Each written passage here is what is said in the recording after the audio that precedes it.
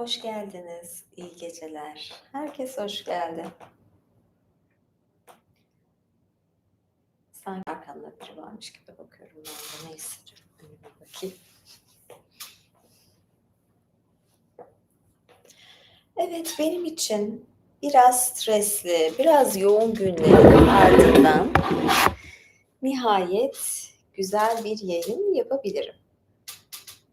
Bugün içim rahat, gönlüm rahat ve rahatça yayın yapabilirim, bunu söyleyeyim size.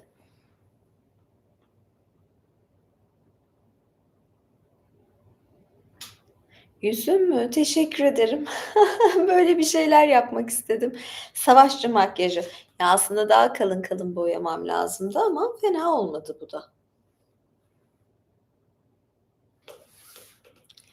Teşekkür ederim. Evet, hoş geldiniz.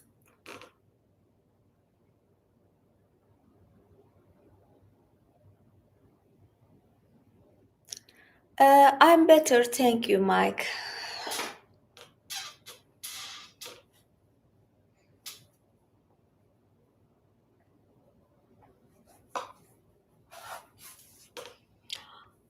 Ay, ayakkabının altına bak.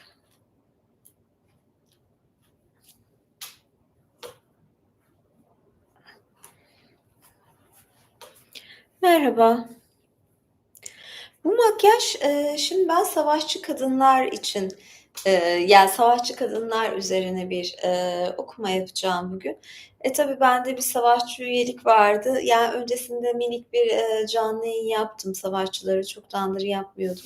Ama tabii kıdemli savaşçılar da var. Yani, hani, böyle üye olacaksanız eğer ve bütçeniz de varsa size kıdemli savaşçı olmanızı öneririm. Kedi kadın gelecek, gelecek. Yani, bugün şöyle bir şey oldu. Şunu söyleyeyim. Benim, birkaç gündür, özellikle 3 gündür, yani ne oluyor, hangi günler? Çarşamba, perşembe, cuma çok yoğun bir stresim vardı, ailede. Bir sağlık durumu. Dün hastane hastane dolaştım resmen. Sabahtan akşama kadar ve 3 günlük uykusuzluk vardı. Dün gece güzel uykumu aldım. Bugün sporuma gittim. Kısmen dinlendim. Hâlâ üzerimde yorgunluk var ama spor yaptıktan sonra daha güçlü hissediyorum zaten. Dün de aslında, yani, benim uğraşım ve savaşçı yapımdan dolayı belki de işleri halledebiliyorum. Yani ben illaki uğraşırım, yaparım, oldurmaya çalışırım. Elimden geldiğince illaki tabii ki olmayacak şey de olabiliyor bazen ama bir sonuca ulaşırım elbet. O yüzden, yani, ben de bir savaşçı ve mücadeleci bir kadınım. Direnirim yani, mücadeleciyimdir. O sebeple, bugün de dedim savaşçı kadın okuyayım. Ah,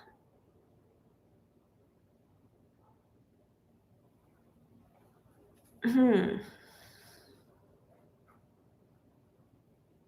Nasıl güncellenmeli? Yani ne demek? Gelecek, gelecek.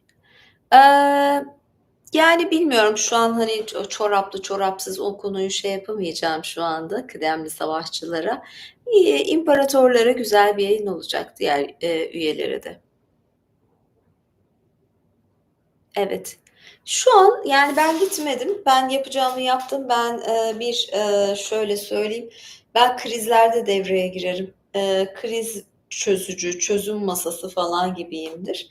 Şu an, durum daha iyi, daha kontrol altında ama tabii ileriki süreçlerde ne olur bu bilinmez. Evet, ben size bugün bir mitoloji kitabı var, Dünya Mitolojisinde Kadınlar ve, burada, birkaç size, savaşçı kadınlardan örnek okumak istiyorum. Bir tanesi bir, şeydi, neredeydi? Bir Afrika, kraliçesi okuyacağım. Bu ataerkilliği yıkan efsanevi Somali kraliçesi Aravelo. Aravelo. Şimdi Afrikalı okuyayım dedim çünkü yani böyle leopar falan giymişim. Leopar giyince yani şey yapmak gerekiyor. Açıkçası Lagerta'yı falan okuyacaktım ama dedim leoparlı giyinip de Lagerte okunmaz. Kuzeylerde böyle leoparlar, aslanlar falan yok. Evet, evet, evet.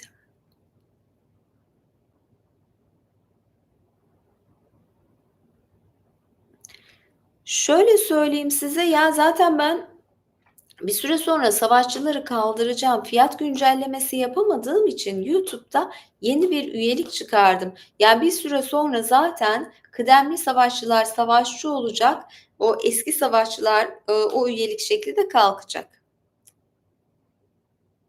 Evet, neyse. Başlayayım ben. Aravelo. Ataerkilliği yıkan efsanevi Somali kraliçesi. Diğer adları Aravello, Morombe, Caravilo. Ben de böyle Afrika isimleri söylemeyi pek seviyormuşum. Bunu anlamış oldum. Görünümü efsaneye göre Aravello çok güzeldir ama görüntüsüyle ilgili çok az ayrıntı veriliyor. Aravelo geleneksel kavramlara karşı çıkarak ülkesindeki ataerkil görüşü altüst eden efsanevi bir Somali kraliçesidir. Kadınları önemli makamlara getirirken erkekleri ev işlerinden ve çocuk bakımından sorumlu kılmıştır. Aravelo, Somali kültüründe popüler bir halk kahramanıdır.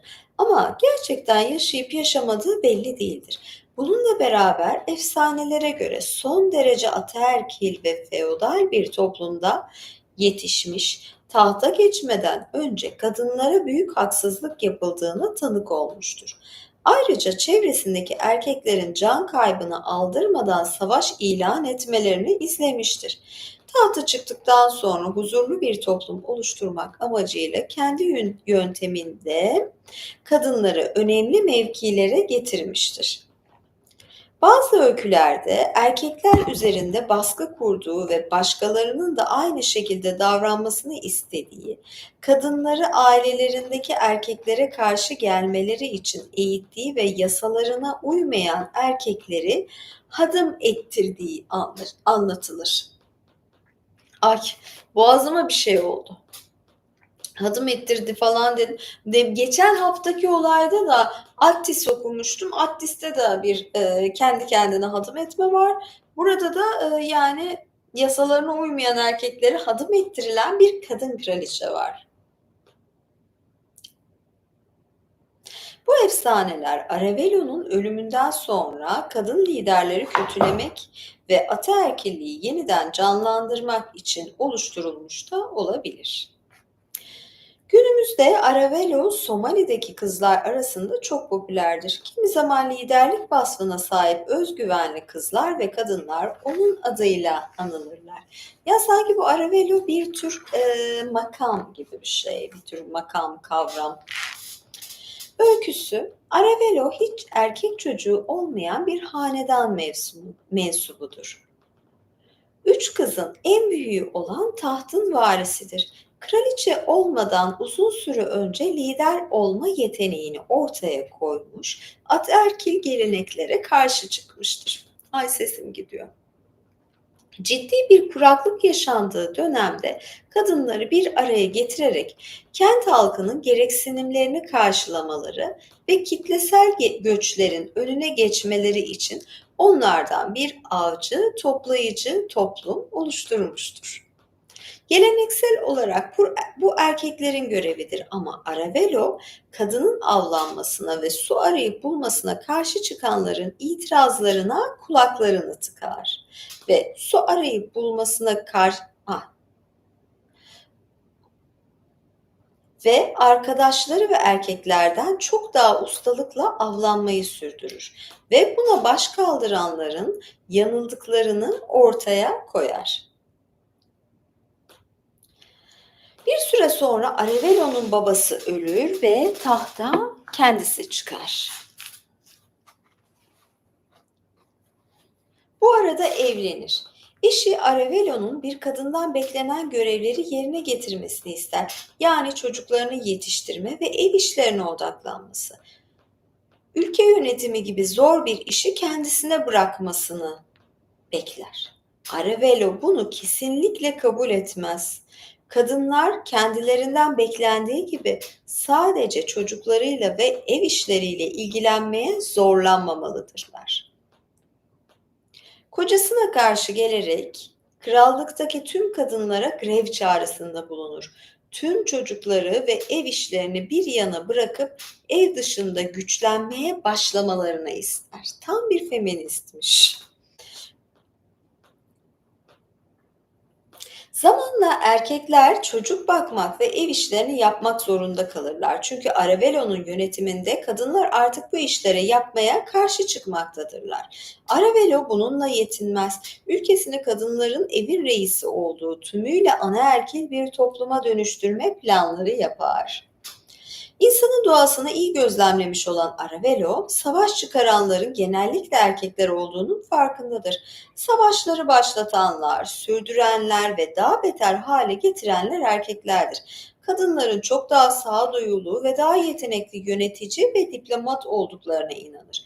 Bu nedenle tüm generalleri, diplomatları ve politikacıları kovarak yerlerine kadınları atar. Başka reformlar da yapar. Ülkesindeki kızların erkeklerle aynı eğitimi almasını sağlar. Aravello zaman zaman tüm insanlara eşit davranmak, Aravello zaman zaman tüm insanlara eşit davranmamak ve erkekleri baskı altında tutmakla suçlanır.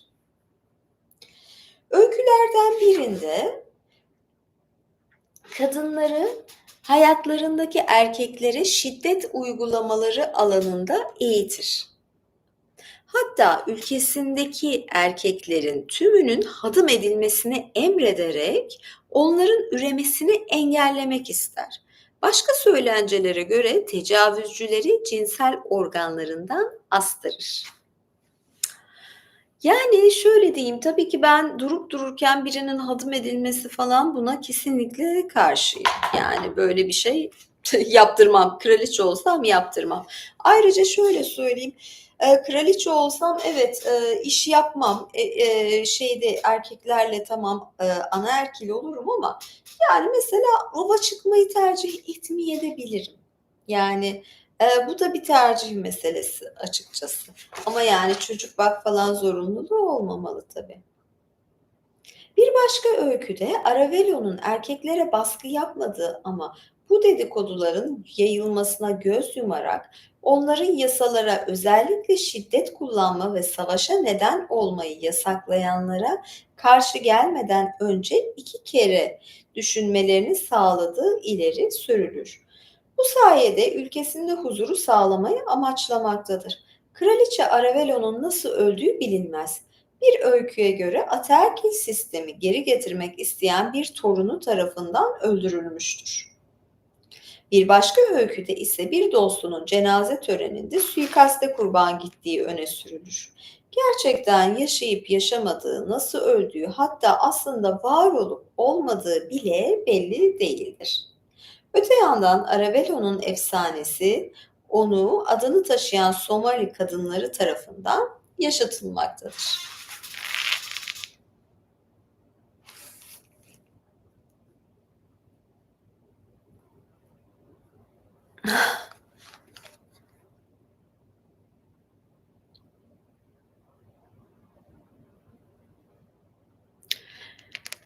Evet, Mustafa Bey şey demiş, Somali'nin şimdiki halini görse kahrından bir kere daha ölür. Doğru yani Somali'nin şimdiki hali şey durumda.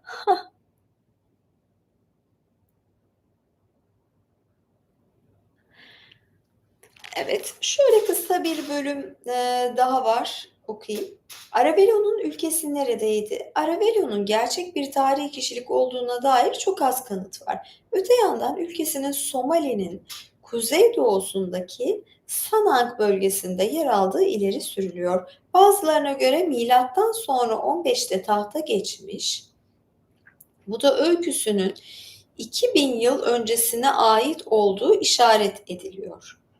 Milattan sonra nasıl yani?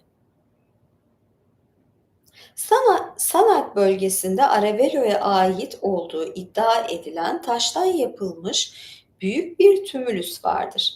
Efsaneye göre bu höyük onun mezarını ve ülkesinden geriye kalanları temsil ediyor. Başka söylencelerde o Harla halkının kraliçesi, Harlalar milattan sonra 6. yüzyılda Afrika boynuzundaki bir krallık oluşturmuşlar.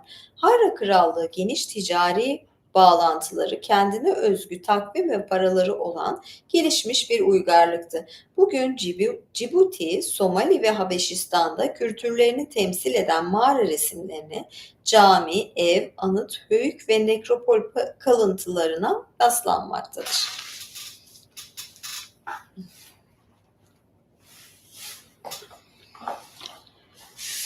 Evet, bir tane daha belki bir Afrika kraliçesi ya da bir Afrika kahramanı okuyabilirim. Bakıyorum. Dido var da Kartaca. Ya da birazcık sesim gidiyor. Biraz dedim ya yoruldum son günlerde.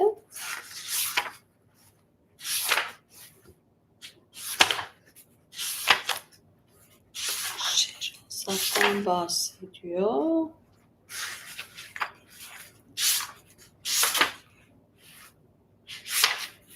Bir tane daha Afrikalı görürsem okuyacağım. Güney Afrika. Tahakane. Tahakane. Çok güzel ismi. Onu okuyayım mı? Tahakane. Ay yanıma ben niye su almadım ya? Gerçekten. Somali'de su kuyusu açıyoruz.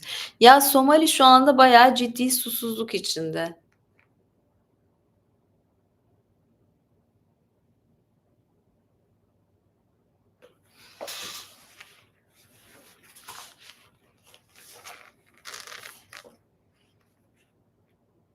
Evet. Ya da başka bir gün okuyacağım Tahakane'yi ya da başka şeyleri. Ne dersiniz? Yanıma su almıştım, içeride duruyor, yanıma getirmedim. Şimdi de kalkıp yayını bölmek istemiyorum. Sağ avcum kaşınıyor. Ne demekti bu? Para mı gelecek? Ha?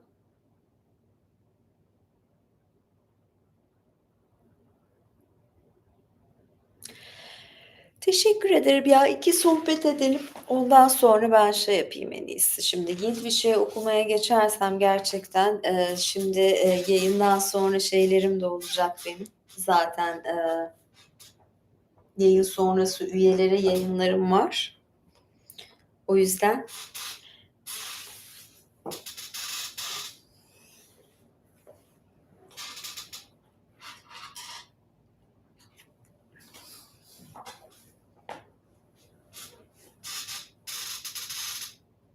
şöyle saçımı da açayım. Bu başımı ağrıtıyor. Bu kadar çok fazla sıkı sıkı saçımı toplayınca başımı ağrıtıyor.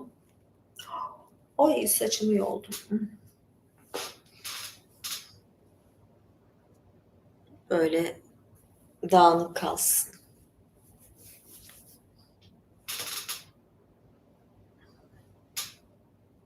Evet kuş yuvası gibiydi resmen. Aa, Mike Regis benden miyavlamamı istiyor. Yes Mike, it is for you.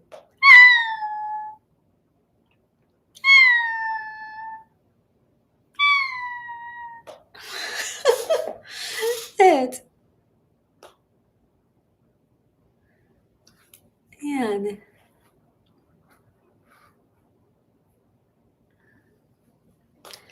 Evet, teşekkür ederim.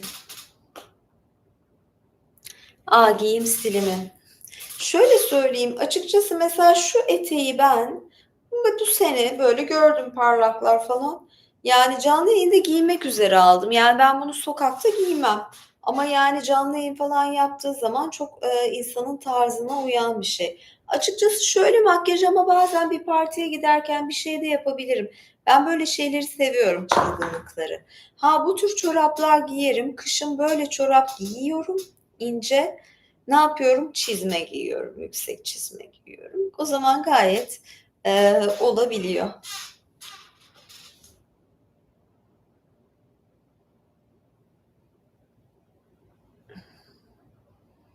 Evet.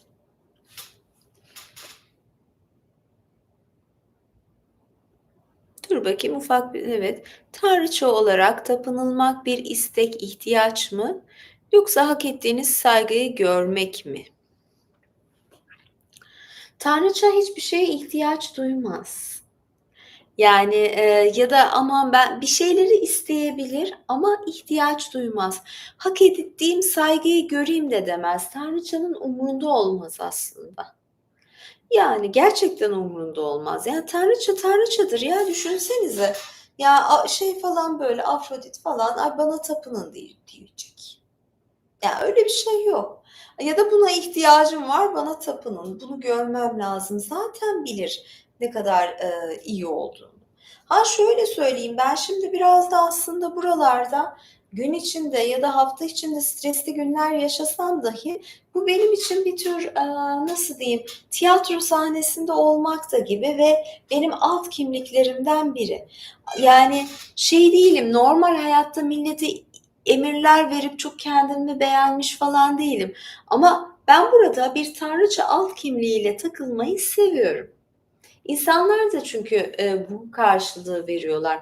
Ama bana tanrıça gibi davranan biri karşısında böyle davranırım ama bana tanrıça gibi davranmayan, bu yönümü bilmeyen kişi karşısında böyle bir şeyde bulunmam. Bu biraz da karşılıklı gelen bir etkileşim, iletişim.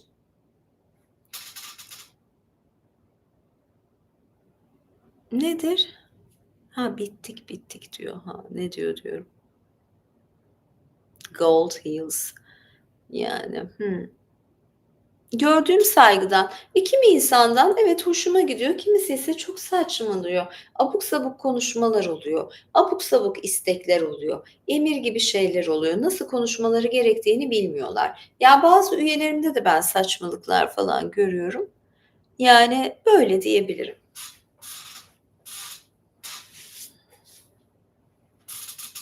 Evet.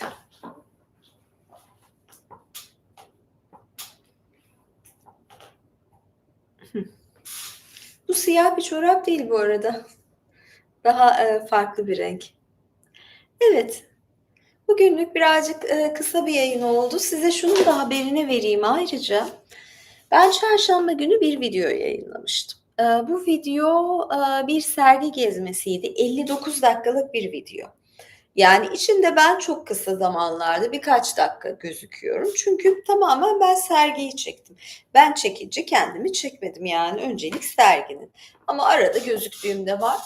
Ve bir sonuçta sanat sergisi ve İstanbul'da çok böyle e, meşhur bir yerin, önemli bir yerin, en önemli sanat mekanlarından bir tanesindeki bir sergi. Bunu çekmiştim ve sergiyi olduğu gibi yayınladım. Sergiyi yayınladıktan sonra yani 59 dakikalık bir yayındı. YouTube'da kaldırıldı bu. Cinsellik politikalarına aykırı olduğu için bir ihtar aldım ve yayın kaldırıldı. Video kaldırıldı. Ama ben tabii durumu bildiğim için çünkü sanat konusu olduğu zaman bir sanat eserindeki çıplaklık mesela Davut heykelindeki çıplaklık. Davut çıplak heykeli yapılmış bir sanat eseri. Çıplaklık var. Ve ama bu mesela bir sakıncası yoktur. Yani YouTube kurallarına göre bir sanat eseri gösteriyorsanız ve sanat eserinde çıplaklık varsa bu ihlal durumu teşkil etmez. Ben de itirazda bulundum. İnceleme yapıldı ve video tekrar gösterime girdi. Merak edenler vardı. Merak edenler için videoda videolar kısmında. Bu yayınlar hep canlı yayınlar kısmında oluyor. Videoyu izleyebilirsiniz. Bilmiyorum belki ilginizi çeker ama hani kimine göre müstehcen işler var. Zaten artı 18 bir sergi. Serginin kendisi artı 18, videoda artı 18. İlginizi çekerse izleyebilirsiniz. Yani bu benim için bir tür hizmet gibi bir şey. Ben bundan mesela böyle reklamdı falan para kazanmıyorum. Sadece bu benim kendi zevkim, kişisel tercihim. Bunu da söyleyeyim. Hoşuma gidiyor oradaki yorumlar. Belki orada da yorum yaparsanız da memnun olurum. Nasıl buldunuz? Parça parça izleyin. Belki vizyonunuz artar, kültürünüz artar. Kimisi zaten bu şeylerle ilgilidir. Şu an sergi gösterimde değil, sergi bitti. Sergi bittiği için de ben hepsini gösterdim. Yani serginin izlenmesine engel olmasın diye. Evet.